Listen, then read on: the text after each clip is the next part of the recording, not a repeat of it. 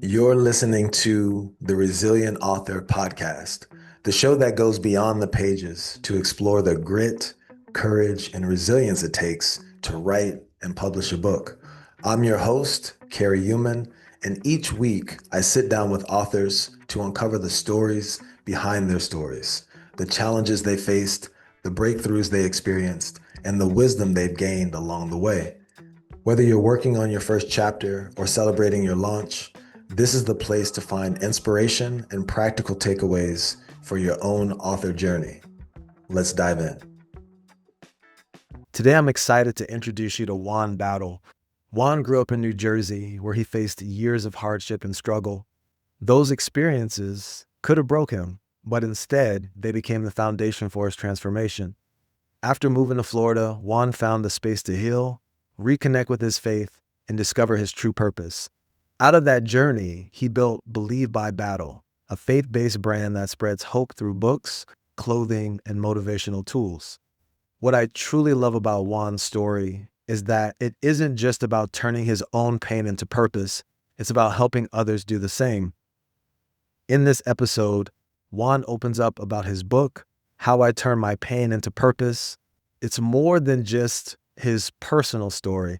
It's also a guide filled with self-reflective questions that invite readers to look at their own lives and find deeper meaning in their challenges. We talked about his transformation from incarceration to advocacy, the courage it takes to share your story, and how Believe by Battle is creating a real impact, including offering a hotline for anyone who simply needs someone to listen. This episode truly is a reminder that resilience is not about avoiding pain. It's about learning to use it as fuel for something greater. Since honesty and faith shine through this entire episode, I think you'll walk away feeling both inspired and encouraged to look at your own story in a new way. Here's my conversation with Juan Battle. What is your book about, and what do you want most readers to take away from it? All right, so the book How I Turned My Pain into Purpose, man, is just about a journey of overcoming pain, Growing up in New Jersey, making mistakes that led to incarceration, facing setbacks that could have left me stuck forever, and realizing that the purpose of all my pain was to help others push through theirs. I want my readers to understand that it's not a book about glorifying what I've overcome. Instead, for them to push through their own pain. Every chapter is self-reflection questions so they can actually do the work. So you're not just reading about my story. You're able to define your purpose and do the work for yourself. It's about the process from pain to purpose. And I feel like it's a process to that. And as the book explains, it's 6 chapters. The first chapter being that moment that you realize something has to change. For me, it was the call I didn't expect, which was getting custody of my son. And then it's the mirror. We got to look at yourself and say, I'm the problem.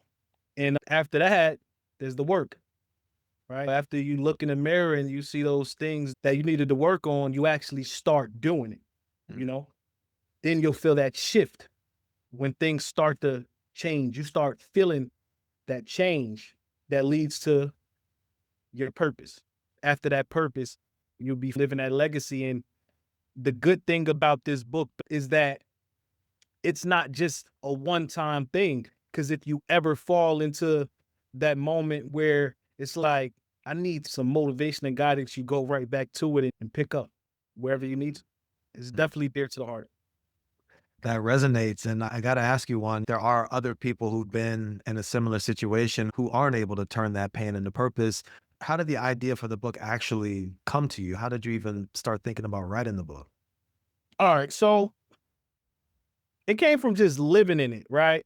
For years, I used to carry this shame of being rejected because of my background, being arrested, being incarcerated. And every time that I was denied these opportunities, I started realizing that God was putting me in a position to create my own opportunities. So writing a book, it came easy because I was in the music as a recording artist for a while, but I didn't really want to be famous. And I realized that, and then I started questioning, so for this long time, why was music a part of my life if it's not something that I wanted to do. And I understood now that it was merely because it helped me with writing. That's where I learned to write.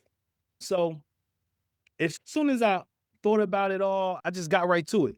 I didn't have a blueprint, just my thoughts and the keyboard, And I just learned as I went, honestly. So, like I said, I feel like it's something that was destined, definitely was something that was destined. And I just got right to it. I definitely hear you on that. And with anything in life, you have a goal, but then there's sort of the challenges and the resistance that comes along the way. Was there a moment for you when you had this idea to write the book where it felt like it may not happen, like it wasn't gonna get done? Did you ever have a moment like that? And if so, what got in the way? Initially, as far as writing it, I didn't have any problem because, again, I've had that experience from the music. But there were moments where I questioned if I wanted to release it, mainly because my past mistakes, I didn't want it to overshadow my actual message. I didn't want people to think I wanted some sort of sympathy or trophy because I genuinely wrote it in hopes that it'll help people. So for a second, I wasn't going to release it. I absolutely wasn't. But what got me through is honestly just remembering my kids and understanding that my story could really change lives. And I think that's the biggest thing that got me through is really dialing in and understanding that, bro, you have to do it, because it can really change lives. It's so true. Have you always been a reader? Are you someone who's always been into books? What was it about the format of a book that inspired you to actually want to write one? Absolutely not. I'll be honest, I wasn't big on reading a lot of books. I was into music. So as far as writing, that's always been a part of me. The older I got, I started feeling a different passion, but writing has always been something that I love to do. It's times I wrote songs that I didn't even put out. I just enjoyed writing it. So I think the biggest thing I've got out of it is just writing process and being a artist first. That's the main thing. So like I say, reading wasn't something that I did. I didn't even expect to be writing a book, to be honest. I thought I would be on stage performing. So like I say, things happen. We might think life is going to be this way. Something happens and another switch goes off. And I think that's what happened. Switch just went off. And like I said, I'm writing. That's inspiring, I would imagine, for a lot of people. Writing a book can scare a lot of people before they even start. Absolutely. It definitely can. But like I said, no blueprint. I didn't have a blueprint. I just did it. I started writing my thoughts. I started writing my feelings. I wasn't worried about the English part of it all. I wasn't worried about how it sounded right then and there. The initial step was just getting everything written down. And then I feel like the more I got into it, that's when I started thinking about these things and doing a little bit of research of how it needs to be formatted. And that's when I got into the more technical things. The main thing is just getting it down, take it from there. I really respect that process. I feel like when it comes to writing a book, people have this image in their mind that it has to look a certain way. But with you already being an artist, already being creative, I'm just curious, did you find that things flowed more when you would speak it, or did you write it more? Like, how did it come out of you? How did you get those parameters out the way so you could just create? I get exactly what you're saying, right? And this is the thing, as an artist, some guys freestyle. They could just go in there and it just comes out. But for me, and this is what I feel helped me as far as writing the book, is the fact that I've always been a writer. I would never go in there and just freestyle. Writing has always been a part of me.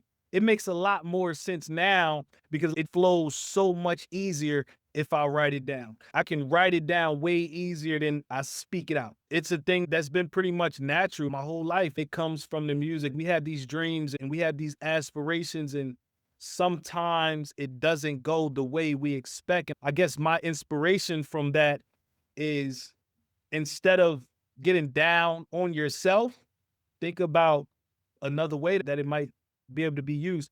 Because if I didn't think about that, I probably would have never wrote the book. I would have just said music is a thing of the past. Mm. Instead, I used what I learned from that and applied it to writing the actual book. And I think that's what makes it real magic. Yeah, I really appreciate that perspective, Juan. So obviously, we don't want to give the book away. We want people to get the book. We want people to read the book. Absolutely. I'm curious, is there one story in particular from the book that you haven't shared publicly that you'd be willing to talk about in detail, maybe a story to give people taste of what's unraveling in the book? I'll tell you this. This is one of the things that I pushed big into promotion, and it was that you cannot get a new life until your old life is gone. Whew, that's a quotable right there. And in a book, I go into this space in life where I realized that. And I think that was one of the most powerful moments of the book because in that space to really create change. Once you understand that if you stay the same, you're going nowhere or you're going in circles. Mm. So that's probably my favorite part of the book, understanding that. Not only has you reading my story, but it opens that space for you to start on your journey. After every chapter, expect self-reflective questions and ask yourself, all right, what do I do next? It kind of puts you in a space where you got to do the work if you read the book. Because it's not like I say, it's actually good that I'm having this. This is the first time that I'm actually speaking about the book and giving real insight. I think a lot of people like to take, and because of that, I don't think they understand how much I'm actually giving in this book. It's less about me and more about the reader. Understanding that now, I didn't really make that effort to push that. And I feel like that's what I could have done better. But that's why I'm glad that we're having this discussion now. It's important for them to understand that, like I say, after every chapter, there's self-reflective questions. If I didn't tell you that, you'll read the book and see that and be like, wow, he's giving me something to work on myself. And I feel like if you knew that ahead of time, you'll be more interested in taking a look. Yeah, I mean, just from what you're saying, it sounds like this book isn't theory. Like there's practical steps that people can take to really Absolutely. start to transform, to make a difference. That's 100%. powerful. So essentially is this, you say, and this is something I started looking at myself because, like I say, it didn't stop when I wrote it and published it. It didn't stop there because I found myself in a time where I actually had to read back on it myself. And at that moment, that's when I realized different ways that you can take this, right? How I turn my pain into purpose is not about me having my pain and then creating purpose for myself. No, it's that I took my pain and realized that the purpose was to help others. So that's the thing, the point that I really press get readers to understand, right? Is that turning my pain to understanding led to the purpose of helping you. And then from you reading it, you'll find your purpose to help someone else. In whatever way that is, through these self-reflective stages. Yeah, I mean, you unpacked a lot there. And I'm always curious, with a book in general, we never really know what the ripple effect is going to be until it's out there, until people have a chance to experience it. I'm just curious, what conversations has the book started for you that you didn't expect? Have you gotten into any different rooms that people approached you? What has the book done since you've put it out there? Like I said, I feel like initially I didn't promote in a way that I felt like I should. Right? What I mean by that is how we're having this conversation now, getting more in depth about a good amount of readers have left reviews, and it made me realize it's doing exactly what I expected. One person actually said that it's not only helping them in the stage of turning their pain into purpose, but it actually gave them motivation to finish a book that they was working on themselves. You know what I mean? Yeah. And once I read that, I was like, oh man, it's going deep, and that's what I wanted. I truly feel like after this conversation with you, it'll get deeper. I really feel like the book could get deeper and have people really understand more, and that's what'll create that ripple effect. Yeah. Definitely resonates. I'm always curious. I feel like any kind of creative process, there's sort of this birthing. And I'm just wondering for you, what part of yourself do you feel has changed the most or grown the most since you've gotten this book out in the world and published it? What has shifted in you? Just feeling free. Feel like it was a lot of things that I've held in for a long time. And within the last year, I've really been dialing in on finding actual purpose. because I know that the pain wasn't for nothing. It changed me a lot. Seeing the response that I already have from it is really showing me that this is really touching people. That was the main goal. It's actually giving me a better foundation for Believe by Battle, my brand. It's a motivational brand. We carry clothes, books, tools to keep you in faith, tools to keep you going. And this book is a part of that, right? Initially, when I started Believe by Battle, I just had an idea of pushing faith and motivation through. Once I wrote this book, it really gave Believe by Battle purpose, Mm. like real purpose. It transformed not only me personally, but me professionally. Everything that I do bounced right off this book. It's definitely done a huge amount of change, both personally and professionally. You know, you mentioned earlier before you released the book, there was a part of you that was hesitant. You weren't necessarily sure if you wanted to put yourself out there in that way, but you did, and it sounds like it's paying off. I'm curious, who was the first person you actually, and why that person? My kid's mom, my youngest son's mom, and I feel like that's been my partner since my youngest son was conceived 6 years ago. She's been there for a time where I faced a lot of different changes. She's actually a part of the book. That was the first person that read it because, like I said, man, she's seen it firsthand. It's one thing to explain to someone what you have gone through in this time period, but it's another feeling, man, when someone has been there and seen it. So Mm, she was the first one that took a look at it. Definitely. mm. Do you feel like with her reading it, were you nervous? Not at all. Like I said, man, that has grown to be one of the people that I trust the most.